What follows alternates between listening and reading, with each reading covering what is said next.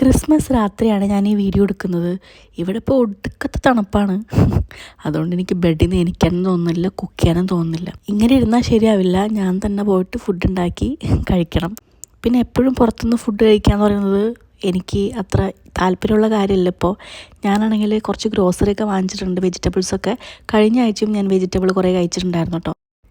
ഞാൻ ഇൻഫോ പാർക്കിൽ ജോലിക്ക് പോരുന്നപ്പോൾ രാവിലെയും വൈകിട്ടും ഒരു 15-20 മിനിറ്റോളം നടന്നിട്ടാണ് കേട്ടോ ഓഫീസിലോട്ട് പോരുന്നത്. വൈകിട്ട് ഇടയ്ക്ക് ഓട്ടോ വിളിക്കുമ്പോൾ എനിക്കിടയ്ക്ക് മടി പിടിക്കാറുണ്ട്. ലാസ്റ്റ് അവിടെ നിന്ന് ഇറങ്ങാൻ നേരം ഒരു 5-6 മാസം മുന്നായിട്ടാണ് എൻ്റെ ഓഫീസിൽ വേറൊരു ഫ്രണ്ടും കൂടി എൻ്റെ കൂടെ കൂടിയത് നടക്കാനായിട്ട്. അതുവരെ ഞാൻ ഒറ്റയ്ക്കായിരുന്നു ഉണ്ടായിരുന്നത് കേട്ടോ. ഞാൻ വളരെയധികം എൻജോയ് ചെയ്താണ് ആ നടന്നെങ്കിലും ഇടയ്ക്കൊക്കെ ഞാൻ തന്നെ എന്നോട് പറയാറുണ്ട്, എന്തൊരു കഷ്ടമാണ്, ഹോസ്റ്റലിൽ നിന്ന് മാറായിരുന്നു, അപ്പോൾ ക്യാബ് ഉണ്ടാവുമായിരുന്നു എന്നൊക്കെ കേട്ടോ.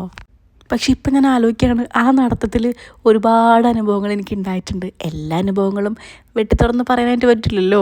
പക്ഷേ നല്ല രസകരമായിട്ടുള്ള കുറേ എക്സ്പീരിയൻസ് ആ നടത്തത്തിൽ എനിക്ക് ഉണ്ടായിട്ടുണ്ട് കേട്ടോ. നിങ്ങൾക്കുണ്ടോ അങ്ങനെ? അതായത് നിങ്ങൾ എവിടേക്കെങ്കിലും ഡെയിലി ഇങ്ങനെ പോകുമ്പോൾ കാണുന്ന ഒരുപാട് കാഴ്ചകൾ കിട്ടുന്ന കുറേ അനുഭവങ്ങളൊക്കെ. ഞാനിപ്പോൾ ജോലിക്ക് പോകുമ്പോഴായാലും ഒരുപാട് സ്ട്രഗിൾ ചെയ്തിട്ടൊക്കെയാണ് യാത്ര ചെയ്യുന്നതൊക്കെ കേട്ടോ. ഒരുപാട് ദൂരം നമുക്ക് യാത്ര ചെയ്യാനുണ്ട്. പക്ഷേ വെറുതെ ഇരിക്കുമ്പോൾ ഞാൻ ആലോചിക്കും, ആ യാത്രയിൽ നിന്ന് ഞാൻ എന്തൊക്കെ കാര്യങ്ങളാണ് പഠിക്കുന്നത്, എത്രയൊക്കെ ആൾക്കാരാണ് കാണുന്നതെന്നൊക്കെ. ശരിയല്ലേ?